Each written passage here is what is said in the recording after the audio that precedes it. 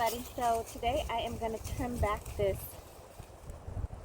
beautiful standard multi-trunk limelight hydrangea. It is about 5 feet, a little bit over 5 feet because I'm about 5 feet. So yeah, it's a little bit over my head, as you can see. I think I'm going to trim it down a little bit because it can grow like 3 feet in one summer, so one season, I guess. So what I'm going to do is just prune it back a little bit, and then it's going to send out new shoots. I still want to keep it so that it's going to be in a tree form. I train it like this because it used to be a bush, and then I just picked the hardier of all of the branches and decided to train it into a multi-trunk standard. That's probably the easiest way to form a standard of anything, is if you just let it grow and then pick the sturdiest of the trunk and then trim everything else around it. So I think I'm going to start probably right here, because if it's going to grow another, let's say another 3 foot and then grow its flower, it's going to already be up here again. So I think I'm going to train it down right here and cut it at this node over here. And I'll go around and do it to pretty much all of them.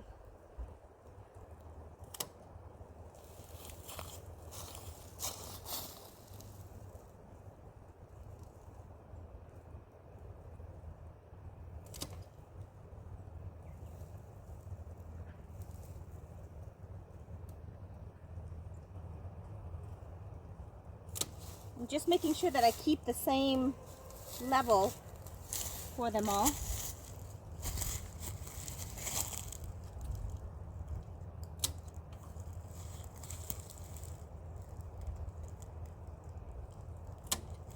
There. So now it's about 3 foot, and then I'm going to use all of this that I cut and use them as hardwood cutting and propagate them. And then probably I'm going to wait till this weekend before I transplant this, just because we're going to drop down into the 30s on Saturday and Sunday, I believe. So I think I'm going to leave this here for a little bit before I actually transplant it. But yeah, that's basically it. That's how you prune back your limelight hydrangea. Easy peasy. And then also, when I am working on the standard of anything, what you want to do is look at the base of the trunk to see if any new growth has formed. So if you look down here and you see a little new node right here, I would get rid of that, just because it's going to send out a new shoot at the base, and I don't really want any more. So I'm just going to use my fingernail. Here's another one right here that's trying to form right there. I'm going to use my finger just to scrape it off, and I already scraped this one off, you can see. That way it doesn't send out new shoots, which I don't want along the base.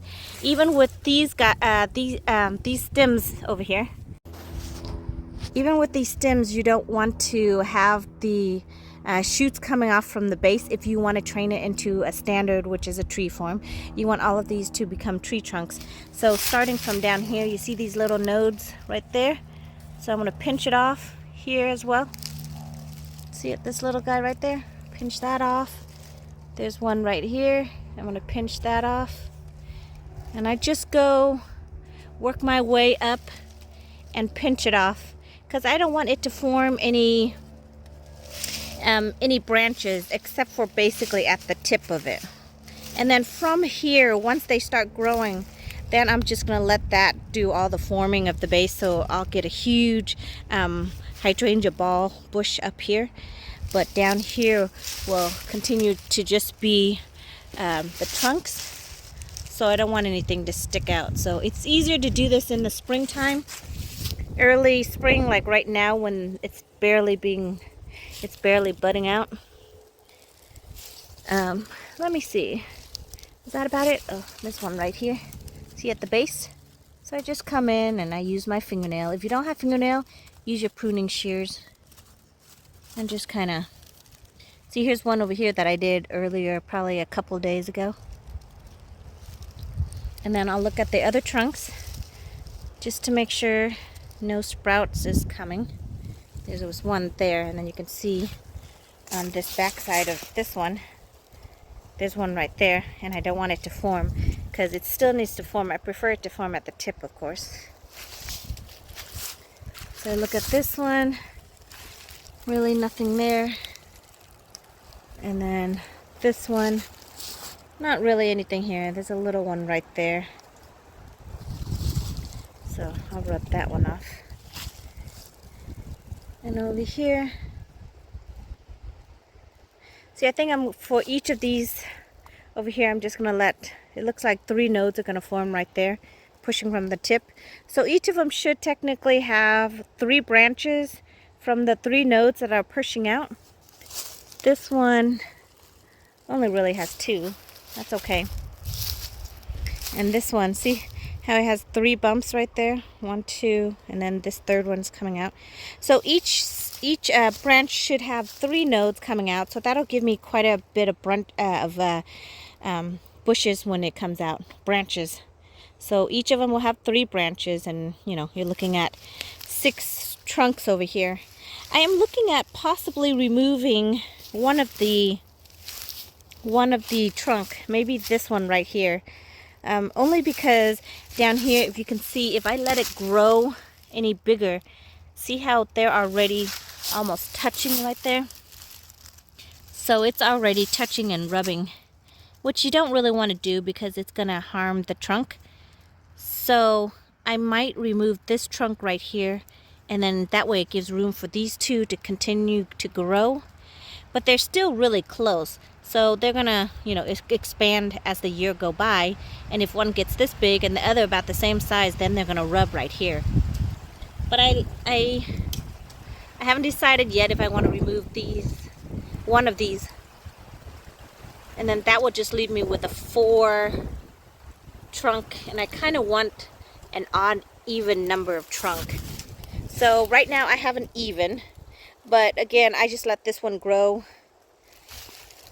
But if I look to remove this one, I'll have 5, and then I don't want to cut anything else out. So if you do this, then you have a lot of, you know, little pieces of hardwood cutting that you can actually propagate and get more plants from. So I'm looking forward to propagating those. I normally use sand as my medium.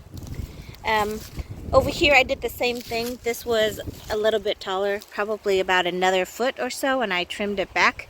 So I'm going to use, I just did it so you can see it's still green. So it's pushing out new growth.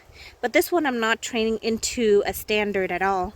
So I'm going to just let all these growth form and continue to grow.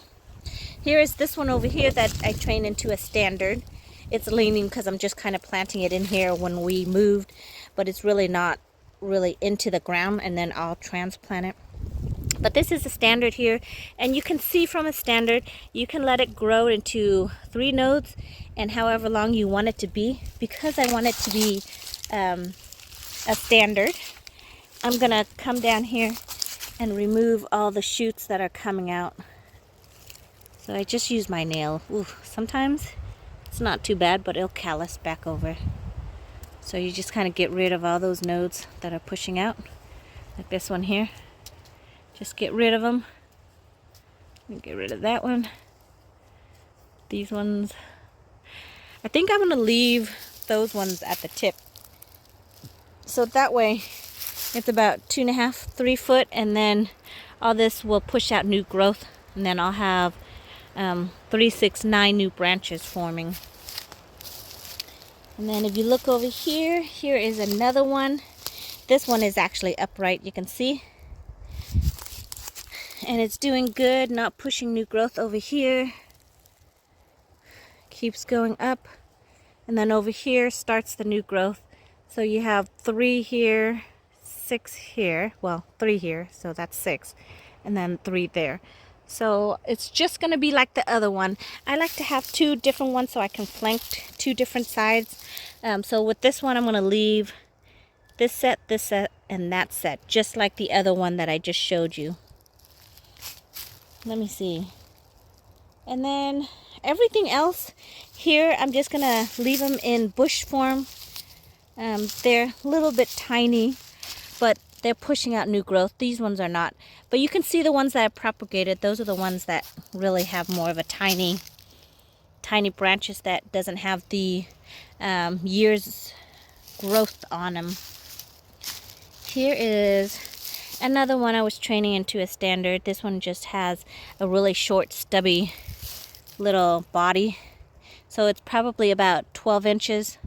And then I've got 4 that is coming out that's pretty strong. And then from those 4, there's nodes that are coming out. So I'll just let that one do its thing.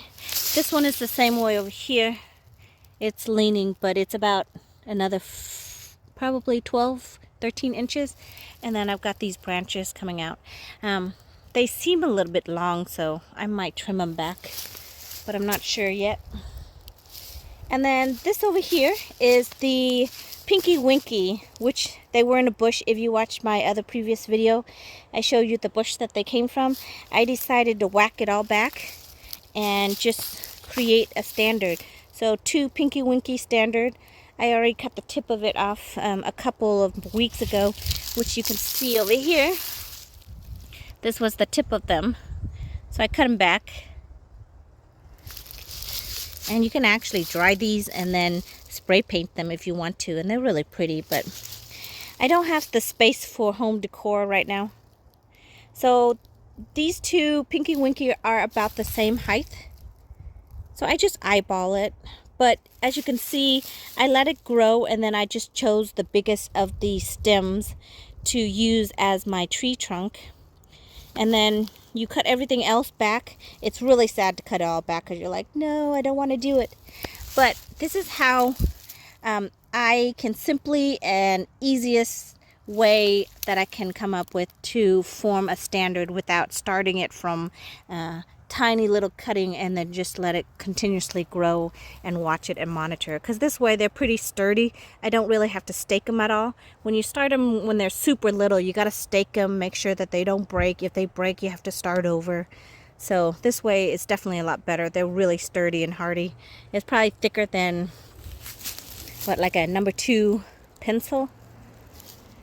So on this one you can see the trunk right here. Oh, it looks like it's broken. I don't know how it broke. I'm going to have to ask the hubby to come and cut that out. But even though it's broken like this, yeah, I'm going to have to ask him to come and cut that out so it doesn't have issues later down the road. It's still pushing out new growth. And I don't want it to spend, you know, its energy on that. I would totally, yeah, I'm going to have to bring a saw probably because it's so thick. I'm going to have to cut that off right there. But this is where another, you know, all of the other branches that were forming that I just cut everything off. And then I just kept the trunk. Yeah, so that's about it. Eventually I will move all of this out of this little area over here and into more of the driveway that we're creating. But you can see I have a whole bunch of other hydrangeas that are just dormant. That's trying to, I think they're pretty much all panicle hydrangea. I don't exactly know all the varieties that I do have because I take cuttings and then from cutting I grow them and I root them, and I don't do a good job of keeping track of the kind I have and staking them and putting names on them. Look at this tiny one. Like, they're so tiny, but you got to just let them grow. But yeah, if you want to start a standard from just like one cutting, basically it would look like this. And it's a little stick, and you got to let it grow, and you got to train it with the stake until it grows to the desired height. And then that's where you prune the tip of it off, and then you'll end up having something like this. So basically this is what I did over here. I think this one I might have trained from the beginning because you don't see the huge big root knot that normally is consistent with a big bush, and then you just pick the favorite one. This one just has the simple stick. So it goes up, and then I wanted it to be this height, so I cut it off, and now I have all these other branches that are coming out, so create like a really big cascading snowball bush effect, I guess. a vase shape. And this one looks like it's leafing out way faster than a lot of the other kinds. Yeah. So that's about it, you guys. This is all I'm really doing, and during this time frame, it's early spring. I am eventually going to have to dig up all of my mop head hydrangeas because they're pushing out. I actually moved some of them out into my bed area where they weren't really covered like this area over here, and they all pretty much died to the frost. They look really bad. They were burnt and scorched, kind of like the tip of this. But you can see over here, since it's being covered by all the trees, they are doing really well. Like, it's pushing out new growth. Whereas if I had actually transplanted all these already, I would have lost a lot of the buds. So I'm going to leave it in here probably for another week or so before I transplant them out. Same with this one over here. See all the buds I have over here? These would definitely all have died in that frost that we just had like 2 weekends ago, I believe. So you can see all these buds would have died, just kind of like this one. So it kind of succumbs to that like frost damage, and you don't want that to happen because I think these are the older variety where they bloom on old wood. So all of these buds are set to give me flowers. So if they, had frost damage, they would die off, and then you would get new growth and you'll get leaf, but you won't get the flowering effect. All right, everybody, I think that's about it. Really simple, pretty easy. I just go around the property, look at all my plants, making sure that they are okay, and then just doing a little bit of pruning here and there, but nothing too exciting yet that has really given me any flowers. So I'm really excited for the springtime when everything starts to bud out and swell and grow and flower for me. I hope you guys are having a great day, and thank you for watching, and I will look for you in the next one. Take care, everybody. Bye.